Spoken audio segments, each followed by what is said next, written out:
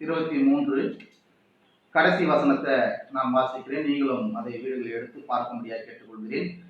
6ஆம் வசனம். என் ஜீவன் உள்ள நாளெல்லாம் நன்மையும் கிருபையும் என்னை தொடரும். நான் கர்த்தருடைய வீட்டிலே நீடித்த நாட்களாய் நிலைத்திருப்பேன். எல்லாம் சொல்லுவோம். என் ஜீவனுள்ள நாளெல்லாம் நன்மையும் கிருபையும் என்னை தொடரும்.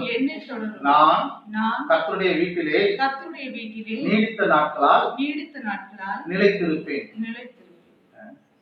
இந்த வசனத்தை நாம் அடிக்கடி வாசித்திருக்கிறோம், கேட்டிருக்கிறோம். தாவீது இந்த வசனத்தை எழுதுகிறாரு. தாவீது சொல்றாரு, என்னுடைய வாழ்நாளெல்லாம் என் வாழ்க்கையிலே நன்மையும் கிருபையும் என்னை தொடரும் என்று தாவீது இங்கு சொல்வதை நாம் பார்க்கிறோம். என் வாழ்நாளெல்லாம் என் வாழ்க்கையிலே நன்மையும் கிருபையும் என்னை தொடரும் என்று தாவீது சொல்கிறார்.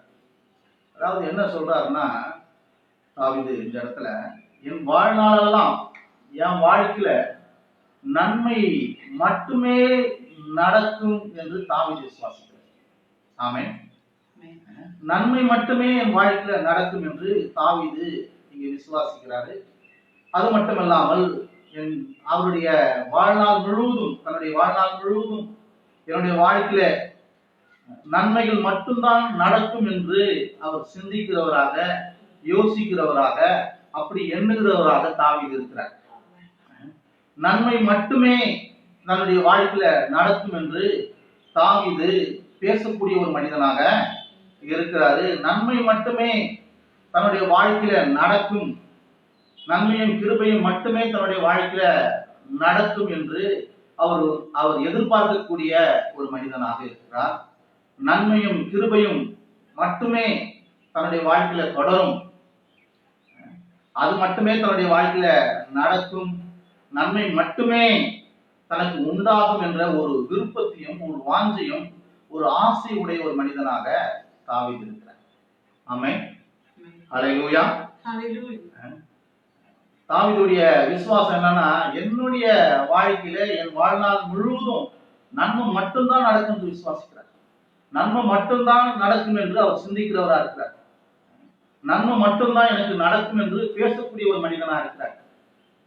நன்மையை மட்டும்தான் என் வாழ்க்கையில் நடக்கும் என்று தாவீது எதிர்பார்க்கிற ஒரு மனிதனா இருக்கிறார்.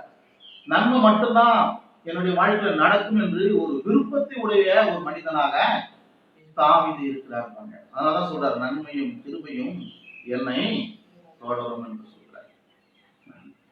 இது நம்ம கேட்கும் போதே ஒரு ஆச்சரியமா இருக்கும், ஒரு வியப்பா இருக்கும். எப்படி வாழ்நாளெல்லாம் நன்மை மட்டும்தான் நடக்கும் என்று தாவீது இப்படி சொல்கிறாரு? இப்படி எப்படி அவரால் விசுவாசிக்க முடியுது? இப்படி எப்படி அவரால் பேச முடியுது, சிந்திக்க முடியுது அப்படின்னு நமக்குள்ள ஒரு கேள்வி இருக்கலாம். ஒரு மனுஷனுடைய வாழ்க்கையில இன்னைக்கு நல்லது நடக்கும் உனக்கு சொன்னா அவங்க மனுஷன் ஏற்றுக்கொள்வார். நாளைக்கு உனக்கு நல்லது நடக்கும்பா, இன்னைக்கும் நடக்கும் நாளைக்கும் நடக்கும் சொன்னாலும் அந்த மனுஷன் ஏற்றுக்கொள்வார், ஒத்துக்கொள்வார். இந்த மாதம் முழுவதும் உனக்கு நல்லது நடக்கும்பா, இந்த மாதம் முழுவதும் உனக்கு நன்மையின் மாதமா இருக்கும்னு சொன்னாலும் அவர் விசுவாசிப்பார். இன்னும் சொல்ல போனா இந்த வருஷம் முழுவதும் உனக்கு நன்மையே உண்டாகும், இந்த நன்மையின் ஆண்டா இருக்கும் அப்படின்னு சொன்னாலும் அந்த மனுஷன் என்ன பண்ணுவாரு, ஒத்துக்கொள்வார். ஆனா அதே மனுஷன்கிட்ட நீங்க போய் வாழ்நாளெல்லாம் உனக்கு நல்லதே நடக்கும், நன்மையும் உண்டாகும், வாழ்நாளெல்லாம் நீ நல்லாவே இருப்ப சொன்னா அந்த மனுஷன் ஏற்றுக்கொள்வது ரொம்ப கடினமா இருக்கும். அது விசுவாசிக்கு ரொம்ப கடினமா இருக்கும். ஏன்னா உலகத்துல நல்லதும் இருக்கு, கெட்டதும் இருக்கு, சுகமும் இருக்கு, சுகவீனமும் இருக்கு, வெற்றியும் இருக்கு, தோல்வியும் இருக்கு, உயர்வும் இருக்கு, தாழ்வும் இருக்கு. ரெண்டுமே உலகத்துல இருக்கு. அப்படின்னால வாழ்நாளெல்லாம் நல்லது நடக்கும்னு சொல்லிட்டு ஒரு மனிதன் சொன்னா அதை ஏற்றுக்கொள்வது கொஞ்சம் கடினமா தான் இருக்கும், அது விசுவாசிக்கிறது கடினமா தான் இருக்கும். ஆனா தாவீது என்ன பண்றாரு, அப்படிதான் விசுவாசிக்கிறாரு. என் வாழ்நாளெல்லாம் எனக்கு நன்மை மட்டும்தான் நடக்கும் என்று விசுவாசிக்கிறாரு. அதையே எதிர்பார்க்கிறாரு, அதையே விரும்புகிறாரு, அதையே பேசிக் கொண்டிருக்கிறாரு, அதையே சிந்திக்கிற ஒரு மனிதனா இருக்கிறார். எப்படி அவரால் அப்படி முடியுது? சாதாரணமா இது சாத்தியமே இல்லாத ஒரு காரியம். வருஷம் முழுவதும் நல்லது நடக்கும்னா நம்ம நம்புவோம்.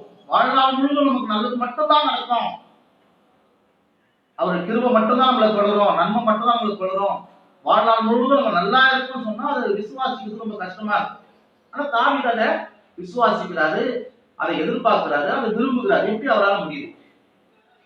எப்படி அவரால் முடியுதுன்னா, அவர் வணங்குற அந்த தேவன் கர்த்தர், அவர் நம்புகிற அந்த கர்த்தர் நல்லவர் என்ற ஒரு அறிவு தாவீதுக்குள்ள இருக்கு. ஆமென், அல்லேலூயா. கர்த்தர் நல்லவர் என்ற ஒரு அறிவும் வெளிச்சமும் தாவீதுக்குள்ள அது இருந்தபடினால்தான் அவன் சொல்றான், அவர் நல்லவரா இருக்கிறபடினால என் வாழ்க்கையில வாழ்நாள் முழுவதும் நல்லது மட்டும்தான் நடைபெறும், நல்லது மட்டும்தான் என்ன தொடரும், நன்மை மட்டும்தான் என் வாழ்க்கையில உண்டாகும் என்று நான் சிந்திக்க போறேன், நன்மை மட்டும் தான் என் வாழ்க்கையில உண்டாக போகுது என்று நான் பேச போறேன், நன்மை மட்டும் தான் என் வாழ்க்கையில உண்டாகும் என்று நான் விசுவாசிக்க போறேன். ஏன்னா என் தேவன் நல்லவராகவே இருக்கிறார் என்ற ஒரு வெளிச்சமும் அறிவும் அவர்கள் வாழ்க்கையில உண்டாயிருக்கு. அதனாலதான் அவரால் அப்படி சொல்ல முடிஞ்சிருக்கு. பாருங்க, இங்க மட்டும் இல்ல, சங்கீதம் 34 பாருங்க,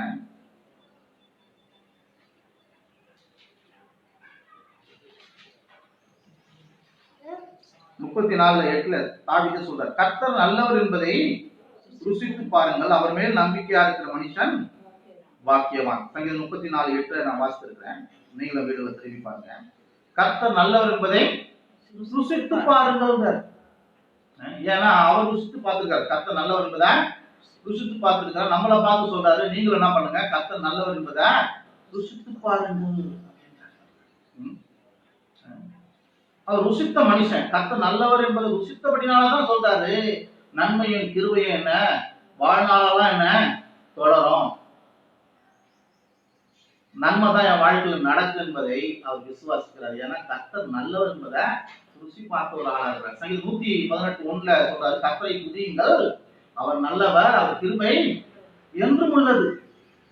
கர்த்தரை துதியுங்கள் தாவீது, அவரை பாடுங்கள், அவரை ஆராதிங்கள், அவரை ஸ்தோத்திரம் பண்ணுங்கள், அவருக்கு நன்றி செலுத்துங்கள். ஏன்னா அவர் நல்லவர். அவர் யாரு? நல்லவர். தாவீதுக்கு ஒரு பெரிய வெளிச்சம் உண்டாயிருக்கு, ஒரு பெரிய வெளிப்பாடு, ஒரு அறிவு உண்டாயிருக்கு, கர்த்தர் நல்லவர் என்ற அந்த அறிவு உண்டாயிருக்கு. அதனாலதான் சங்கீதம் 23:6 அப்படி ஒரு வசனத்தை எழுதுகிறார், என் வாழ்நாளெல்லாம் நன்மையும் கிருபையும் என்ன தொடரும் என்று. இன்னொரு சங்கீதத்துல பாத்தீங்கன்னா 119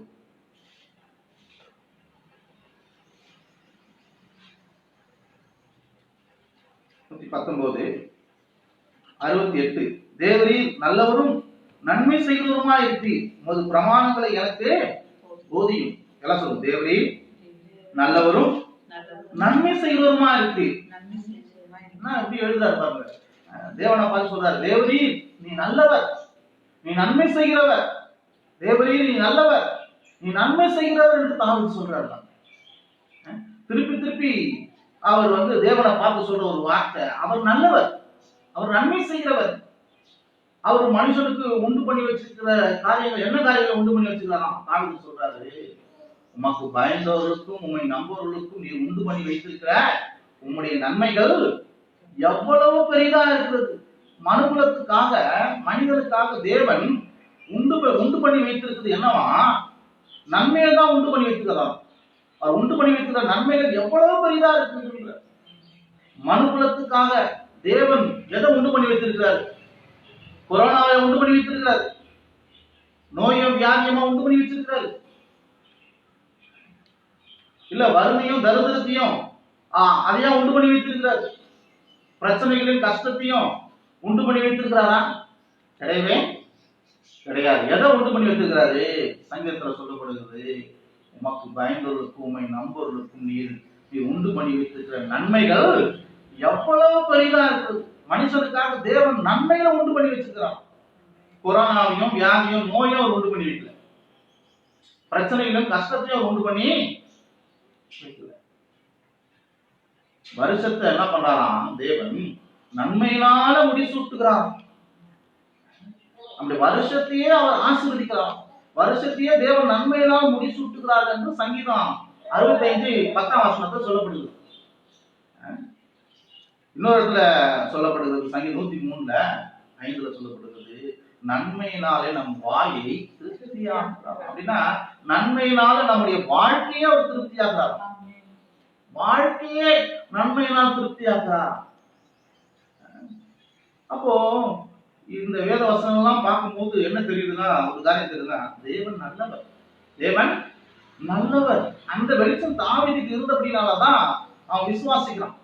நன்மை மட்டும்தான் என் வாழ்க்கையில் நடக்கும் என்று விசுவாசிக்கிறான். நன்மை மட்டும்தான் என் வாழ்க்கையில் நடக்கும் என்று சிந்திக்கிறான். நன்மை மட்டும்தான் எனக்கு நடக்கும் என்று பேசுகிறான். நன்மை மட்டும்தான் அவன் விரும்புகிறான்.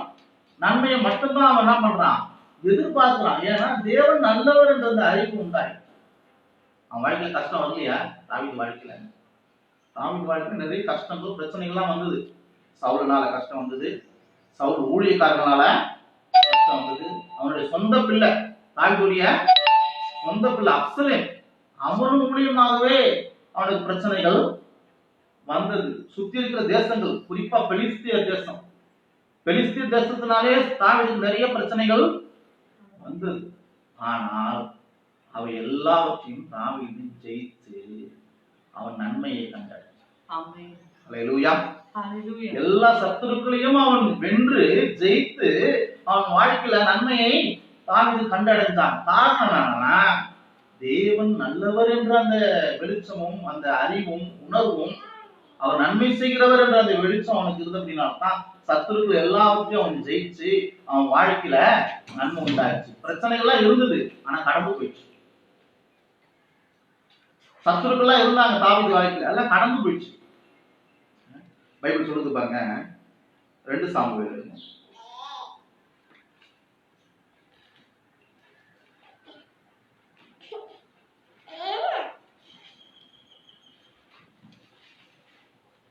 7ஆம் அதிகாரம் 7:1. 2 சாமுவேல் 7:1. கர்த்தர் ராஜாவை சுற்றிலும் இருந்த அவனுடைய எல்லா சத்துருக்களுக்கும் அவனை நீக்கலாக்கி இளைப்பாறை பண்ணின போது அவன் தன் வீட்டிலே வாசமாயிருக்கையில் கர்த்தர் என்ன பண்ணாராம், அவனை சுற்றிலும் இருந்த அவனுடைய எல்லா சத்துருக்களுக்கும் அவனை நீக்கலாக்கி அவனை இளைப்பாற பண்ணினான். தாவீது வாழ்க்கையில இருந்த சத்துருக்கள் எல்லாம் நீங்கி அவன் வாழ்க்கை இளைப்பாறுதல் உண்டாயிற்று. எப்படி இதெல்லாம் உண்டாயிற்று? தேவன் செய்தாரா? தேவன் எப்படி செய்தார்? அவனுக்கு தேவன் நல்லவர் என்று வெளிச்சம் அவனுக்கு இருந்தபடினாலே, அந்த அறிவு இருந்தபடினாலதான் எல்லா சத்துருக்களும் அவனை விட்டு நீங்கி அவன் வாழ்க்கையில இளைப்பாறுதல் உண்டாகி அவன் ஒரு பெரிய ராஜாவா மாறினான். இஸ்ரேல் தேசத்துக்கே ராஜாவா இருந்து 40 வருஷம் அரசாண்டு தீர்க்காயுசு உள்ளவனாய், மகிமை உள்ளவனாய், ஐஸ்வர்யம் உள்ளவனாய் அவன் இருந்தான் என்று வேதம் சொல்லுகிறது. அப்போ அவன் வாழ்க்கையில பிரச்சனை வரலன்னு மட்டும் இல்ல, பிரச்சனை எல்லாம் வந்து எல்லாத்தையும் ஜெயிச்சான். எல்லாத்தையும் மேற்கொண்டு அவன் ஒரு வெற்றிகரமான ஒரு மனிதனாக வாழ்ந்தான்னா காரணம் என்னன்னா, கர்த்தரை குறித்த அறிவு. கர்த்தரை குறித்த அறிவு. இதை கேட்டுக்கொண்டிருக்க உங்களுக்கும் சொல்றோம் பாருங்க, இந்த பொல்லாத உலகத்துல, ஜீவன் நிறைந்த உலகத்துல இவையெல்லாம் நீங்க ஜெயிச்சு இவையெல்லாம் மேற்கொள்ள வேண்டும் என்றால், மேற்கொண்டு நன்மைகள் உங்கள் வாழ்க்கையில் உண்டாக வேண்டும் என்றால், ஆசீர்வாதங்கள் உண்டாக வேண்டும் என்றால், கர்த்தர் நல்லவர் என்ற அந்த அறிவு தேவை. அந்த அறிவு இருக்கும் போது தான் இந்த பொல்லாத உலகத்திலும் நம்ம ஒரு வெற்றிகரமான மனிதனா வாழ. ஆமென். அல்லேலூயா. இன்னொரு உதாரணம் சொல்றேன் பாருங்க. ஆகவே நமக்கு தேவையானது கர்த்தர் நல்லவர் என்ற ஒரு அறிவு. அவர் நன்மையை மட்டும்தான் செய்வார், தீமையை எனக்கு செய்ய மாட்டார் என்ற ஒரு அறிவு நமக்கு அவசியமாக இருக்கிறது பாருங்க. அப்பேற்பட்டவருடைய வாழ்க்கையில தான் நன்மைகள் உண்டாகும். கர்த்தர் நல்லவரா தான் இருக்கிறார். வேதம் சொல்லுது கர்த்தர் நல்லவர் தான். ஆனா கர்த்தர் நல்லவர் என்று உங்களுக்கு வெளிச்சம் இருக்கா? கர்த்தர் நல்லவர் என்ற அறிவு உங்களுக்குள்ள இருக்கா? கர்த்தர் நல்லவர் என்ற உணர்வு இருக்கா? அப்பதான் உங்க வாழ்க்கை நன்மைகள் நடக்கும். நீங்க எல்லா பிரச்சனையும் ஜெயிக்கிற மனிதனாக இருப்பீங்க. ஒரு தைரியமுள்ள மனிதனாக இருப்பீங்க. நம்பிக்கையுள்ள மனிதனாக இருப்பீங்க. உதாரணம் பாருங்க, இன்னொரு உதாரணம் சொல்றேன். தாவீதை எடுத்துக்கோங்க. அவன் வந்து ராட்சதனாகிய கோலியாத்தை ஜெயிச்சான். நம்ம எல்லாரும் தெரியும், அது வாசித்து இருக்கிறோம். 1 சாமுவேல் 17ஆம் அதிகாரத்துல அதனுடைய பகுதியெல்லாம் நம்ம ஏற்கனவே வாசித்து இருக்கிறோம். ராட்சதனாகிய கோலியாத்தை தாவீது ஜெயிச்சான் என்பதை நம்ம அங்கு வாசிக்கிறோம். 1 சாமுவேல் 17ஆம் அதிகாரத்துல வாசிக்கிறோம். அந்த சம்பவத்தை பாத்தீங்கன்னா, பெலிஸ்தியருக்கும் இஸ்ரவேலருக்கும் யுத்தம் நடந்து கொண்டிருக்கு. யுத்தம் நடந்து கொண்டிருக்கிற சமயத்துல தாவீது அங்கு செல்கிறான். தன்னுடைய சகோதரர்களை பார்க்க முடியாது செல்கிறான். ஏன்னா சகோதரர்லாம் யுத்தத்தில் ஈடுபட்டு கொண்டிருக்கிறார்கள். சகோதரை பார்க்க முடியாது செல்கிறான். அந்த நேரத்தில் தான் கோலியாத் வந்து இஸ்ரவேல் மக்கள் எல்லாரையும் யுத்த வீரர்களை மிரட்டி கொண்டிருக்கான். என்னோட சண்டைக்கு வாங்க, என்ன ஜெயிச்சிட்டீங்கன்னா நாங்களாம் உங்களுக்கு அடிமை, அது மாதிரி நீங்க தோத்துட்டீங்கன்னா நீங்க எங்களுக்கு அடிமைன்னு சொல்லிட்டு இஸ்ரவேல் மக்களை மிரட்டி கொண்டிருக்கிறான் கோலியாத். இதான் தாவீது கேட்கிறான். எல்லாரும் அவனை கண்டு பயப்படுறாங்க, கலங்குறாங்க, ஓடி போயிடுறாங்க. கோலியாத்தை கண்டு இஸ்ரவேல் எல்லாரும் பயந்து கலங்கி ஓடி போகிறாங்க. இவன் போறான், நான் யுத்தத்துக்கு போறேன்னு சொல்லி யுத்தத்துல போய் வெற்றியும் பெறுகிறான் என்பதை நம்ம வேத பகுதியில வாசிக்கிறோம். அந்த கோலியாத்தினுடைய தலைய வந்து அவன் சீவுகிறான், அவனை கொல்லுகிறான், அவனை வந்து அழித்து போடுகிறான். இந்த பகுதியெல்லாம் நம்ம 1 சாமுவேல் 14 அதிகாரத்துல வாசிக்கிறோம். சரி, இவனால் எப்படி வெற்றி பெற முடிச்சது? இந்த சின்ன தாவீதுனால அவ்வளவு பெரிய ராட்சசனான கோலியாத்தை எப்படி ஜெயிக்க முடியுது? யுத்த வீரராலே அவன் ஜெயிக்க முடியல. இவன் ஆடு மேய்ப்பன் தான், வாலிபன் தான். யுத்த வீரராலே ஜெயிக்க முடியல. யுத்த வீரர்கள் அந்த கோலியாத்தை கண்டு பயப்படுறார்கள், அவன் முகத்துக்கு விலகி ஓடி போகிறார்கள். ஆனால் இவன் வாலிபனா இருந்து ஆடு மேய்ப்பனா இருந்து இவன் போய் அந்த கோலியாத்தை ஜெயிக்கிறான். எப்படி இவனால முடிஞ்சது என்றால், கர்த்தர் நல்லவர் என்ற ஒரு வெளிச்சம் அவனுக்குள்ள இருந்தது. இந்த கர்த்தர் நல்லவர், இந்த கோலியாத்து கையில இருந்து என்ன பாதுகாப்பார், என்னுடைய ஜீவனை பாதுகாப்பார், இந்த கோலியாத்தை என்ன அழிக்க முடியாது, இந்த தேவன் இந்த கர்த்தர் எனக்கு உதவி செய்வார், எனக்கு ஒரு ஜெயத்தை கொடுப்பார், எனக்கு வெற்றிய கொடுப்பார், இந்த கோலியாத்தை ஒன்றும் செய்ய முடியாது அப்படின்னு ஒரு அறிவு, கர்த்தர் நல்லவர் என்ற அறிவு இருந்த அப்படின்னா அவனை ஜெயிக்க முடிஞ்சது. ஆமென். இதே வந்து தாவீதுக்கு கர்த்தரை குறித்து தப்பான எண்ணம் இருந்துச்சுன்னா வச்சுக்க, அவர் ஒரு கெட்டவர், அவர் காலை உடைக்கிறவர், அவர் கையை உடைக்கிறவர், அவர் பல்ல உடைக்கிறவர், அவர் உயிரை எடுக்கிறவர், கர்த்தர் வந்து பிரச்சனைகளையும் கஷ்டத்தையும் கொடுக்கிறவர் என்ற எண்ணம் தாவீதுக்குள்ள இருக்குமானால் அந்த யுத்தத்துக்கு அவன் போயே இருக்க மாட்டான். ஆமென். அந்த யுத்தத்திற்கு அவன் கர்த்தரை குறித்து தப்பான எண்ணம், கர்த்தர் வந்து அடிக்கிறவர், நொறுக்கிறவர், அவர் வந்து பிரச்சனைகளையும் கஷ்டத்தையும் கொடுக்கிறவர், நோய்களை கொடுக்கிறவர், அப்படி ஒரு எண்ணம் அவனுக்குள்ள இருக்கும் என்றால் அவன் யுத்தத்துக்கு போயே இருக்க மாட்டான். அவனுக்கு கர்த்தர் நல்லவர் என்ற அந்த அறிவு இருந்துச்சு. அவர் எனக்கு உதவி செய்வார், அவர் என் ஜீவனை பாதுகாப்பார், அவர் அவனுக்கு வெற்றிய கொடுப்பார் போன்ற அந்த அறிவு இருந்தபடினால்தான் யுத்தத்துக்கு போய் அவனா பண்ணாலும் ஜெயிக்க முடிஞ்சிருப்பாங்க. இந்த கால வேளையில உங்களுக்கும் கர்த்தர் நல்லவர் என்ற அறிவு ரொம்ப ரொம்ப முக்கியம்.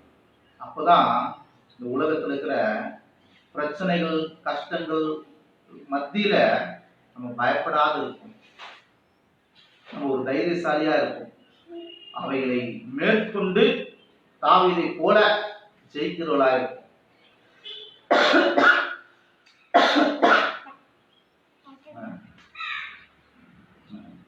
இந்த பொல்லாத உலகத்துல, பிரச்சனை நேரத்த உலகத்துல இந்த கொரோனா பாதிப்பெல்லாம் நம்ம கேள்விப்படுகிறோம். இதன் மத்தியில நம்ம பயப்படாமல் ஒரு நம்பிக்கை உள்ள ஒரு மனிதராய், தைரியம் உள்ள மனிதர்களாய், இதன் மத்தியிலையும் நான் இவைகளை ஜெயிப்பேன், நான் இவைகளை மேற்கொள்வேன் அப்படின்னு சொல்லிட்டு அப்படிப்பட்ட ஒரு விசுவாசம் உண்டாக வேண்டும் என்றால் கர்த்தர் நல்லவர் என்ற ஒரு அறிவு நமக்கு இருக்கும்போதுதான் நமக்கு இது சாத்தியமா ஆகும். கர்த்தர் அடிக்கிறவரு, கர்த்தர் நொறுக்கிறவரு, கர்த்தர் தான் இந்த பிரச்சனை எல்லாம் கொண்டு வருகிறவர் என்ற எண்ணம் இருந்துச்சுன்னா இந்த காலகட்டத்துல நமக்கு நம்பிக்கையே இருக்காது, நம்ம ஜெயிக்கவே முடியாது. நம்ம பயப்படுற மக்களா இருக்கும். நீங்க பயப்படாம இருக்கணுமா, தைரியசாலியா இருக்கணுமா, நம்பிக்கை உள்ளவர்களா இருக்கணுமா, கர்த்தரை குறித்து சரியான எண்ணங்களை உடையவர்களா இருக்கு, அவர் நல்லவர் என்ற எண்ணத்தை உடையவர்களா இருக்கு. தாவீது மாதிரி இருக்கு. அப்பதான் அவன் கோலியாத்தை ஜெயிச்சதுக்கு போல நீங்க இந்த கொரோனாவை என்ன பண்ணோம், ஜெயிக்க முடியும். யோசேப்பு எடுத்துங்களேன். யோசேப்பு பத்தி நமக்கு எல்லாம் தெரியும். ஆதியா புஸ்தகத்துல நம்ம அநேக முறை பார்த்துருக்கோம். சம்பவங்கள்லாம் நமக்கு நல்லாவே தெரியும். அந்த யோசேப்புக்கு கூட பிறந்த சகோதரர்கள் தான் மிகப்பெரிய சத்துருக்களா இருந்தாங்க. சகோதரர்கள் எல்லாரும் அவன் என்ன பண்ணாங்க, பகைத்தார்கள், அவனை கொலை செய்யணும்னு சொல்லிட்டு பிளான் பண்ணார்கள். சகோதரர்கள் சேர்ந்து அவனை குழியில போட்டார்கள். அதுக்கப்புறம் சகோதரர்கள் சேர்ந்து அவனை விற்று போட்டார்கள். அங்க எகிப்துல போய் அங்கேயும் செய்யாத தவறுக்கு அவன் தண்டனை ஆகிய சிறைச்சாலையில போய் இருக்கிறான். இவ்வளோ பிரச்சனைகளை அவன் யோசேப்பு அனுபவிச்சான் பாருங்க. ஆனாலும் நமக்கு தெரியும், தேவன் அவனை உயர்த்தினார். எகிப்து தேசத்துல ராஜாவுக்கு அடுத்த ஸ்தானத்துல அவனை வைத்தார் யோசேப்பு தேவன். எகிப்து தேசமே அவன் கையில கொடுக்கப்பட்டது. செல்வ செழிப்பா இருந்தான், நன்றாக இருந்தான், வெற்றிகரமான ஒரு மனிதனாக யோசேப்பு இருந்தான். தேவன் அவனை அப்படியே அபரிவிதமாக எகிப்து தேசத்துல ஆசீர்வதித்தார். மனிதர்கள்லாம் நினைக்கிறாங்க, மக்கள்லாம் நினைக்கிறாங்கன்னா அவனுக்கு பிரச்சனை கொடுத்ததும் கர்த்தர் தான், அவனை உயர்த்தினதும் கர்த்தர் தான் சொல்றாங்க. ஆனா அது கிடையவே கிடையாது. பிரச்சனைகள் கஷ்டங்கள் எல்லாம் அவனுக்கு யோசேப்பு கொடுத்தது அவனுடைய சகோதரர்கள். அவனை ஒரு ராஜா ஸ்தானத்துல உயர்த்தினது தேவன். தேவன் அவனுக்கு பிரச்சனைய கொடுக்கல. தேவன் அவனை உயர்த்தி அவனை செழிப்பாக்கி அவன் நன்றாக ஆக்கி வெற்றிகரமான நபராக்கி மற்ற தேசங்களுக்கெல்லாம் தேவன் அவனை ஆசீர்வாதமா வைத்தார். வாசிக்கலாம் அந்த பகுதியை யோசேப்பே சொல்றாங்க.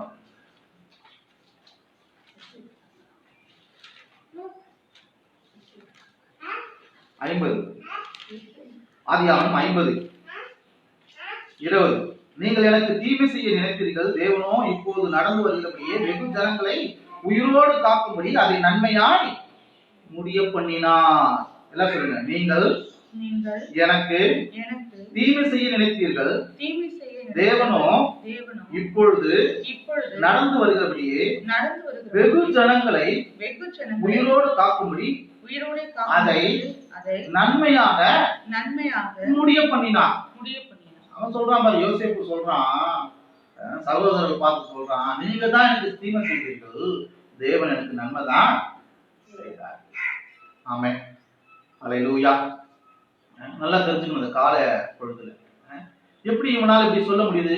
இவ்வளோ பிரச்சனைகளை அனுபவிச்சேன், சகோதரர்களால இவ்வளோ பிரச்சனையை அனுபவிச்சவன் இப்படி சொல்றான் பாருங்க. நீங்கள் எனக்கு தீமை செய்தீர்கள், தேவன் எனக்கு நன்மை செய்தார் என்று இவன் சொல்கிறான். எதன் அடிப்படையில சொல்றான்னா, தேவனை குறித்த அறிவு அவனுக்குள்ள இருக்குது. தேவனை குறித்த அறிவு. என்ன அறிவு? அவர் நல்லவர் என்ற அறிவு, அவர் நல்லவர் என்ற வெளிச்சம், அவர் நல்லவர் என்ற ஒரு வெளிப்பாடு. அது இருந்தபடினாலதான் அவன் சொல்றான், இவ்வளோ பிரச்சனைகள் மத்தியிலையும் தேவன் என்ன அதுல இருந்து எல்லாவற்றையும் விடுதலையாக்கி எனக்கு தேவன் நன்மை செய்தார் அவன் சொல்றான். ஏன் சொல்றான்னா, தேவனை குறித்த ஒரு அறிவு அவனுக்குள்ள இருக்கு. ஆமென். அல்லேலூயா.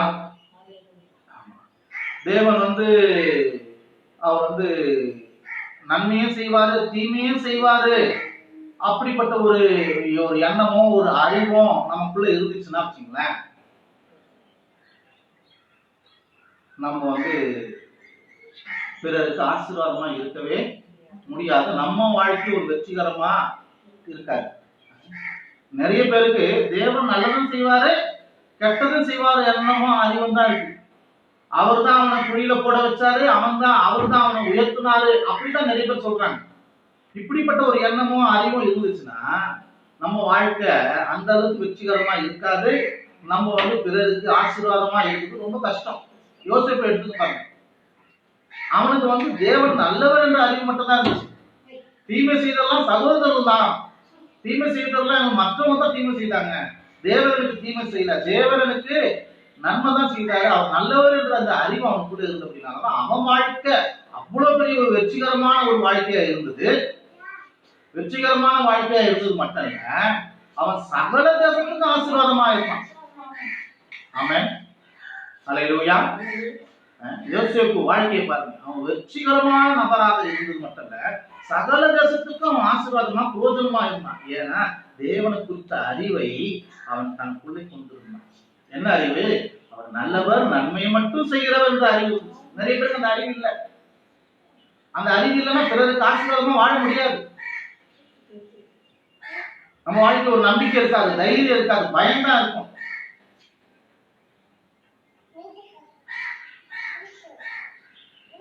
பெரிய ஆசீர்வாதமா நம்ம வாழ முடியாது. ஆனா தேவன் நல்லவர் என்ற அந்த உணர்வும் அறிவு இருந்துச்சுன்னா நம்மளும் நல்லா இருப்போம், நம்ம மூலியமா மக்களும் நல்லா இருப்பாங்க.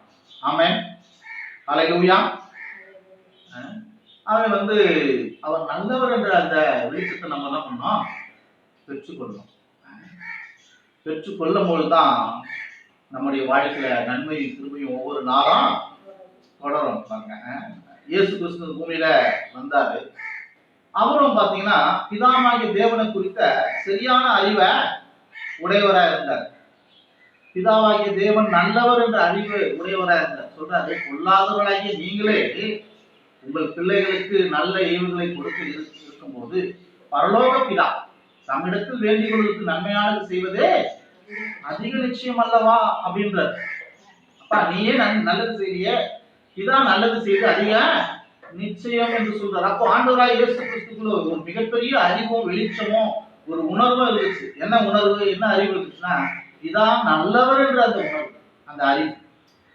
அதனாலதான் அவர் பூமியில இருந்த நாட்கள்ல மக்களுடைய வாழ்க்கையில் இருக்கிற தீமையெல்லாம் அகற்றி மக்களுக்கு நன்மை செய்கிறவராய் சுற்றித்திருந்தார். காற்றையும் கடலையும் என்ன பண்ணாராம், அதட்டி அதை அமைதிப்படுத்தி அந்த காலகட்டத்துல சீசர்கள் மத்தியில் ஒரு சமாதானத்தை உண்டு பண்ணார். ஏன்னா இதான் இந்த காற்றையும் இந்த கடலையும் இதான் அனுப்பல, இது இதான் அனுப்புறது கிடையாது, இதான் நல்லவர் என்ற அறிவு இருக்கு. அப்படின்னா தான் காற்றையும் கடலையும் அமைதிப்படுத்தி அங்கு சீசர்களுக்கு ஒரு சமாதானத்தை கொண்டு வந்தார். அந்த 18 வருஷமா இருந்த கூனி, அவளை கூட எல்லாம் நினைச்சிருப்பாங்க, அந்த 18 வருஷமா கூனியா இருக்கிறாரு, இது கடவுளுடைய சித்தம் தான் நினைச்சிருப்பாங்க. இயேசுநாதர் சொல்றாரு, அந்த இடத்துல சொல்லும்போது என்ன சொல்றாருன்னா, சாத்தான் இந்த ஸ்திரீ 18 வருஷமா கட்டி வைத்திருக்காரு. அவங்களுடைய எண்ணங்கள் எல்லாம் கர்த்தர் ஒருவேளை இந்த பெண்ணை இப்படியா வச்சிருப்பாரோ என்ன இருந்துச்சு. இயேசு சொல்றாரு, கர்த்தர் செய்யலப்பா, அவர் நல்லவர், சாத்தான் தான் இப்படி 18 வருஷமா கட்டி வச்சிருக்கான்னு சொல்லிட்டு அவங்களுக்குள்ள இருந்த தப்பான எண்ணத்தை துரத்தி அந்த பெண்ணுக்கு என்ன பண்ணாரு, சுகத்தை கொடுத்தார். 38 வருஷமா பெதஸ்தா குளத்துல இருக்கிறவங்க இயேசு பார்க்க வராருப்பாங்க. பார்க்க வரும்போது அவன் கேட்கிறாரு, நீ சொஸ்தமாக வேண்டும் என்று விரும்புகிறாயான்னு கேட்கிறாரு. ஏன்னா இவர் விரும்புறாரு இவன் சுகமானு சொல்லிட்டு, அதனால தேடி வந்திருக்காரு. பிதாவும் விரும்புகிறாரு இவன் சுகமானு சொல்லிட்டு விரும்புகிறாரு. ஆனா இவனுக்கு கேட்கிறாரு, நீ சொஸ்தமாகணும்னு சொல்லிட்டு உனக்குள்ள ஒரு விருப்பம் இருக்கான்னு கேட்கிறாரு. உடனே சொல்றான் அவன், ஆமாண்டவரே, அதனாலதான் குளத்துல நான் காத்து கொண்டிருக்கிறேன், கொலை கலக்கப்படுவதற்காக காத்து கொண்டிருக்கிறேன் அப்படின்னு. அவனுக்குள்ள சுகமானு சொல்லிட்டு ஒரு விருப்பம் இருக்கு, ஒரு ஆசை இருக்கு. ஆனா அவன் நம்பிக்கையெல்லாம் என்ன இருக்குன்னா குளத்து மேலதான் இருக்கு, இயேசு கிறிஸ்து மேல இல்ல. இன்னைக்கு நிறைய பேருக்கு ஆசை நிறைய இருக்கு, நல்லா வாழணும், சுகமா வாழணும், பலத்தோடு வாழணும், வெற்றிகரமா வாழணும், உயரணும் அப்படின்னு ஆசை இருக்கு. ஆனா நம்பிக்கையை பாத்தீங்கன்னா வேற எங்கேயோ வச்சிருக்காங்க. அவன் குளத்து மேல வச்சது போல இன்றைக்கு மக்கள் நம்பிக்கை எங்கெங்கயோ வச்சிருக்காங்க. மற்ற மனிதர் மேல நம்பிக்கை வைக்கிறாங்க, பணத்து மேல நம்பிக்கை வச்சிருக்காங்க, வேலை மேல நம்பிக்கை வச்சிருக்காங்க, தங்க திறமை மேல நம்பிக்கை வச்சிருக்காங்க, எது மேலேயே நம்பிக்கை வச்சிருக்காங்க. ஆனா ஆசை இருக்கு. ஆனா ஆசை இருக்கிற மக்கள், விருப்பம் இருக்கிற மக்கள் நம்பிக்கைய வேற எந்த காரியத்து மேல வைக்க கூடாது. நம்பிக்கை யார் மேல வைக்கணும், ஆண்டவரா இயேசு கிறிஸ்து மேல வைக்கணும், அவரோட வார்த்தை மேல வைக்கணும். பாருங்க, அப்போதுதான் நம்முடைய வாழ்க்கையில நம்முடைய ஆசைகள் விருப்பங்கள் நிறைவேறும். அப்போ அவனை ஆண்டவர் தான் பண்றாரு, அவனுடைய நோய்களை நீக்கி அவனுக்கு சுகத்தை கொடுக்கிறார். மத்தேயுல வாசிங்கன்னா, மத்தேயு புத்தகத்தை வாசிங்க.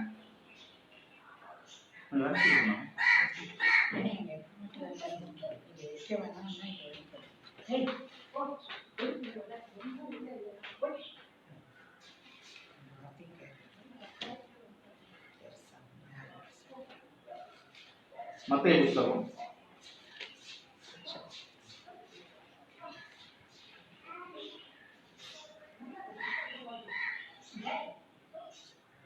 4:23. பின்பு இயேசு கலிலேயாவுக்கும் சுற்றி நடந்து அவருடைய ஜப ஆலயங்களில் உபதேசித்து ராஜ்யத்தின் சுவிசேஷத்தை பிரசங்கித்து ஜனங்களுக்கு உண்டாயிருந்த சகல வியாதிகளும் சகல நோய்களையும் நீக்கி சொஸ்தமாக்கினார். என்ன சொல்லுவோம்? ஜனங்களுக்கு உண்டாயிருந்த சகல வியாதிகளையும் சகல நோய்களையும் நீக்கி சொஸ்தமாக்கினார்.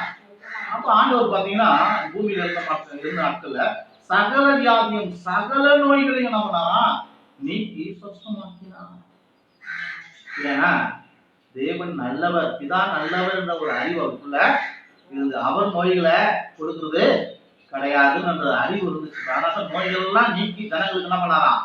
சுகத்தை கொடுத்தார். நன்மை செய்தவராய் சுற்றி திரிந்தார். மக்களுக்கு நன்மை செய்தார். மக்கள் வாழ்க்கையில் இருக்கிற தீமையை விரட்டி மக்களுக்கு நன்மை செய்தார். ஏன்னா தேவன் நல்லவர் என்ற அந்த அறிவு இருந்தார். அப்போ நம்மளும் மக்களுடைய வாழ்க்கையில் இருக்கிற தீமையை அகற்றி நன்மை செய்யணுமா? மக்கள் வாழ்க்கையில் இருக்கிற பிரச்சனைகளை அகற்றி அவர்களுக்கு நன்மை செய்யணுமா? மக்களுக்கு நம்ம உதவி செய்யணுமா? மக்களுக்கு ஏதாவது நல்ல காரியம் நம்ம செய்யணுமா? அவங்க வாழ்க்கைக்கு கஷ்டத்தை நீக்கி அவங்க நன்மை செய்யணுமா? தேவனை குறித்து அந்த வெளிச்சம், அவர் நல்லவர் என்ற வெளிச்சம் இருந்தால்தான் மக்களுக்கு நம்ம உதவி செய்யவே முடியும். அட்லீஸ்ட் ஒரு ஜபம்லாம் பண்ணுவோம். ஆண்டவரே இந்த நோயிலிருந்து மக்களை நீக்கி அவர் என்ன பண்ணுங்க, சுகமாக்குங்க என்ற ஒரு ஜபத்தெல்லாம் நம்ம என்ன பண்ணுவோம், செய்வோம். எப்ப செய்வோம்னா தேவன் நல்லவர் என்ற அது வெளிச்சம் இருந்தாதான் செய்வோம். ஆகவே பிரியமான சகோதர சகோதரிகளே, இதை கேட்டுக்கொண்டிருக்கிற உங்கள் யாவருக்கும்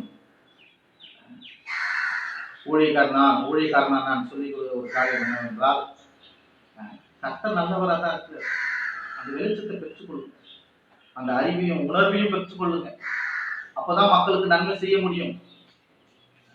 இல்லைன்னா இப்படிதான் சொல்லியிருப்போம், அவர் தான் கொரோனாவை அனுப்பிச்சாரு, அவர் தான் அடிச்சு கொண்டிருக்கிறாரு, அவர் தான் தரித்திரத்தை கொடுக்குறாரு, அவர் தான் வறுமையை கொடுக்குறாரு, அவர் தான் கஷ்டத்தை கொடுக்குறாரு, அவர் தான் திருச்சபையை மூடிட்டாரு, அவர் தான் இது மாதிரிலாம் பண்ணி கொண்டிருக்கிறாரு சொல்லிட்டு அவரை குறை சொல்லுவதா இருக்கும்.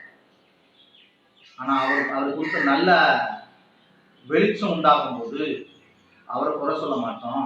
தீமைகளை என்ன பண்ணுவோம், விரட்டி அடித்து மக்களுக்கு நன்மை செய்வர்களாக இருக்கும். நம்ம ஜபத்திலையும் அது செய்வோம். தீமைகளை கட்டுவோம், தீமைகளை துரத்துவோம், தீமைகளை விரட்டுவோம், தீமைகளை சபிப்போம். மக்களுடைய வாழ்க்கையில நன்மை உண்டாக வேண்டும் என்று மக்களை பார்த்து, தேசங்களை பார்த்து நல்ல வார்த்தைகளை கூறுவோம். ஆமென், அல்லேலூயா. ஆண்டவராய் இயேசு கிறிஸ்து பாடுபட்டார், ரத்தத்தை சிந்தினார், மரித்தார், உயிர்த்தெழுந்தார், நம்ம எல்லாருக்குமே தெரியும். யாருக்காக செய்தாரு? யாருக்காக பாடுபட்டாரு? யாருக்காக ரத்தம் சிந்தினாரு? யாருக்காக மரித்தாரு? யாருக்காக உயிர்த்தெழுந்தாரு? எல்லாம் யாருக்காக? நமக்காக, ஒவ்வொரு மனிதனுக்காக செய்தார். அப்பனா எந்த அளவுக்கு நல்லவரா இருப்பார்? நமக்காக ஜீவனையே கொடுக்கிறார் என்றால், ரத்தத்தையே சிந்துறார் என்றால் எந்த அளவுக்கு நல்லவரா இருப்பார்? இதெல்லாம் நம்ம புரிந்து கொள்ளணும். மரித்தார் என்றால் எப்படி மரித்தார்? சும்மா மரிக்கல, நம்முடைய பாவத்தை சுமந்து மரித்தார், நம்முடைய சாபங்களை சுமந்து மரித்தார், நம்முடைய நோய்களை சுமந்து மரித்தார், நம்முடைய தரித்திரத்தை சுமந்து மரித்தார். வேதம் அப்படிதான் சொல்லுது. எல்லாத்தையும் சுமந்தவராய், உலகத்தின் பாவத்தை சுமந்து தீர்த்த தேவ ஆட்டுக்குட்டி, எல்லாம் நம்முடைய தீமைகள் எல்லாவற்றையும் தன் மேல ஏற்றுக்கொண்டு தன்னுடைய உயிரை என்ன பண்ணாரு, தியாகம் பண்ணார். அப்படின்னா எந்த அளவுக்கு ஒரு நல்லவரா இருப்பார். ஆமென், அல்லேலூயா. அவர் எப்படி நமக்கு அப்போ கஷ்டத்தை கொடுப்பாரு? அவர் எப்படி நமக்கு பிரச்சனைகளை கொடுப்பாரு? மத்தேயுல சொல்றாரு, அவர் தாமே நம்முடைய பலவீனங்களை ஏற்றுக்கொண்டு நம்முடைய நோய்களை சுமந்தார். அவர் நம்முடைய பலவீனத்தை ஏற்றுக்கொண்டு நம்ம நோய்களை சுமந்தார். நோய்களை சுமந்தார். எப்படி நோய்களை கொடுப்பாரு? அப்போ நம்ம புரிந்து கொள்வதுலதான் கொஞ்சம் தப்பா புரிந்து கொள்ளும். கர்த்தருக்கு தப்பா புரிந்து கொள்ளணும். உயிரே கொடுத்தாருன்னா எந்த அளவுக்கு நல்லவரா இருப்பார்? சும்மா உயிரை கொடுக்கல, நம்ம பாவத்தையும் சாபங்களையும் சுமந்து உயிரை கொடுத்தாருன்னா எந்த அளவுக்கு நல்லவரா இருப்பார்? அவர் சொல்றாரு, உங்க துக்கம் சந்தோஷமாய் மாறும். வார்த்தையை பார்க்க, துக்கம் சந்தோஷமாய் மாறும்னா எந்த அளவுக்கு அவர் நல்லவரா இருப்பார்? வருத்தப்பட்டு பாரம் சுமக்கிறவர்களே, நீங்கள் எல்லாரும் என்னிடத்தில் வாருங்கள், நான் உங்களுக்கு இளைப்பாறுதலை தருவேன், இளைப்பாறை தருவேன் சொன்ன ஆண்டவர் எப்படி நமக்கு கஷ்டத்தை கொடுப்பார்? இளைப்பாறை தருவேன் சொல்லியிருக்காருன்னா எந்த அளவுக்கு அவர் நல்லவரா இருப்பார். ஆமென், அல்லேலூயா. அவர் சொல்றார், என் நாமத்தினாலே நீங்கள் பிதாவிடத்தில் கேட்கிறது எதையோ அதை பெற்றுக்கொள்வீர்கள் என்றார். என் நாமத்தினாலே நீங்க பிதாவிட்ட கேட்கறதெல்லாம் பெற்றுக்கொள்வீர்கள் என்றார். எந்த அளவுக்கு நல்லவரா இருப்பார் யோசிப்பார். ஆண்டவர் தேவன் எந்த அளவுக்கு நல்லவரா இருக்கு யோசிப்பார். உலகத்தில் வந்த எந்த மனுஷனையும் பிரகாசிப்பிக்கிற மெய்யான ஒளியா இயேசு. இயேசு ஒளியா இருக்கிறார். எதுக்காக ஒளியா இருக்கிறார்? மக்களை பிரகாசிப்பிக்கிறதுக்காகவே அவர் ஒளியா இருக்கிறார். அப்படின்னா மக்களை வாழ வைக்கிறதுக்காகவே அவர் என்ன பண்றாரா? ஒளியாக இந்த பூமியில வந்தார். எந்த அளவுக்கு நல்லவரா இருப்பார். அவர் சொல்றாரு, சர்ப்பங்களையும் தேள்களையும் மிதிக்கவும் சத்துருக்களையும் வல்லமையும் மேற்கொள்ளவும் உங்களுக்கு அதிகாரம் கொடுக்கிறேன், ஒன்றும் உங்களை சேதப்படுத்தாது, எந்த பிசாசும் அவனுடைய கிரியைகளும் உங்களை சேதப்படுத்தாதுன்னு சொல்றார். எந்த அளவுக்கு அவர் நல்லவரா இருப்பார். அவருடைய வார்த்தைகளை நம்ம என்ன பண்ணோம்? தியானம் பண்ணுறதா இருக்கணும். அவர் வார்த்தைகளை நம்ம நம்முடைய இருதயத்திலும் மனதிலும் வைத்து அதை அசைப்படுவதா இருக்கணும். அவர் வார்த்தைகளை உற்று கவனிக்கும் போது அவர் எவ்வளவு நல்லவர், எவ்வளவு நன்மை செய்கிறவர், அவர் நம்மளை தீமையிலிருந்து ரட்சிக்கிறவர் என்பது நமக்கு புரிய ஆரம்பிக்கும். அவர் தேவன் நல்லவர் என்று வெளிச்சத்தை பெற்றுக்கொள்ளும் போதுதான் நம்ம இந்த உலகத்துல, இந்த பொல்லாத உலகத்துல, பிரச்சனை நிறைந்த உலகத்துல, வியாதிகள் நிறைந்த உலகத்துல ஒரு நம்பிக்கையோடு கூட நம்ம வாழ்வோம், விசுவாசமாய் வாழ்வோம், தைரியமாய் வாழ்வோம், பயப்படாது இருப்போம். எல்லா பிரச்சனைகளையும் நம்ம என்ன பண்ணுவோம்? மேற்கொண்டு தாவீதை போல நன்மையை கண்டடைவோம். அது இப்படி விசுவாசிங்க. என் வாழ்நாள் முழுவதும் எனக்கு நன்மை உண்டாகும் என்று விசுவாசிங்க. என் வாழ்நாள் முழுவதும் எனக்கு நன்மை நடக்கும் என்று அப்படி சிந்திங்க. தீமையை சிந்திக்காதீங்க, பிரச்சனைகளை சிந்திக்காதீங்க. நன்மை எனக்கு நடக்கும் அப்படி சிந்திங்க. நன்மை என் வாழ்க்கையில நடக்கும் என்று அதை பேசுங்க. தீமையை பேசாதீங்க. நன்மையை எதிர்பாருங்க, தீமையை எதிர்பார்க்காதீங்க. நன்மையை விரும்புங்கள். நன்மை தான் என் வாழ்க்கையில நடக்கும் என்று ஒரு விருப்பம் உங்களுக்குள்ள இருக்கட்டும். வேற விருப்பம் தேவையே கிடையாது. என்றால் உங்கள் தேவன் நல்லவராக அவர் குறித்த அந்த வெளிச்சத்தை நீங்கள் பெற்றுக்கொள்ளும். தேவனுடைய வார்த்தையை மத்தேயு, மார்க், லூக்கா, யோவான் சுவிசேஷங்களை திருப்பி திருப்பி திருப்பி வாசிக்கணும். திருப்பி திருப்பி திருப்பி திருப்பி திருப்பி கர்த்தருடைய ஆவியானவருடைய உதவியோடு கூட வாசிக்கும் பொழுது இந்த மத்தேயு, மார்க், லூக்கா, யோவான் புத்தகத்தை எத்தனை முறை வாசிக்க முடியுமோ வாசி.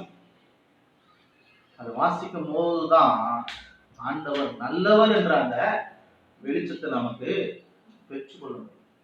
அப்போதான் இந்த பொல்லாத உலகத்துல நம்ம எனக்கு நன்மை நடக்கும், ஒவ்வொரு நாளும் எனக்கு நன்மை நடக்கும் என்று விசுவாசிப்போம். நன்மையே சிந்திப்போம், நன்மையே பேசுவோம், நன்மையே எதிர்பார்ப்போம், நன்மையே விரும்புவோம். கர்த்தர் உங்களை ஆசீர்வதிப்பாராக.